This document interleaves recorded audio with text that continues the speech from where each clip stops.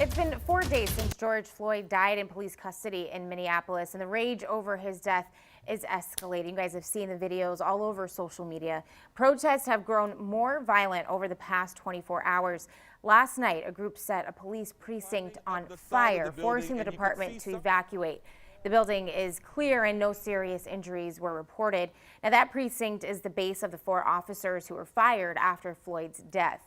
Video went viral showing an officer using his knee to press down on Floyd's neck while he was already in handcuffs. You can hear him say several times that he can't breathe.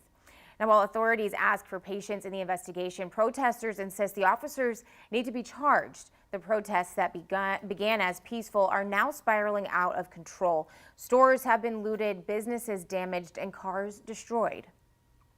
What is taking all the stuff out of Target going to do? Is that justice? Who's that justice for? Who's that peace for? People who's supposed to protect and serve us sit up and murder us in cold blood. Minnesota's governor has activated the National Guard, and President Trump is vowing military support.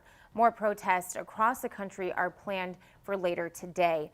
Floyd's death is getting local reaction from former and current law enforcement. Former Jacksonville Sheriff and Congressman John Rutherford tweeted in part, "I see no justification for the shameful, inhumane action of those police officers. Every one of those officers at the scene is responsible for the tragic outcome."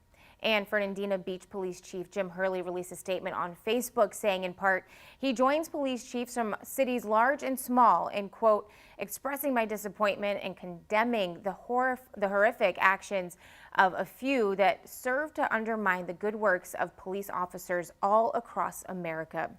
We're going to have Chief Hurley's full statement online, firstcoastnews.com.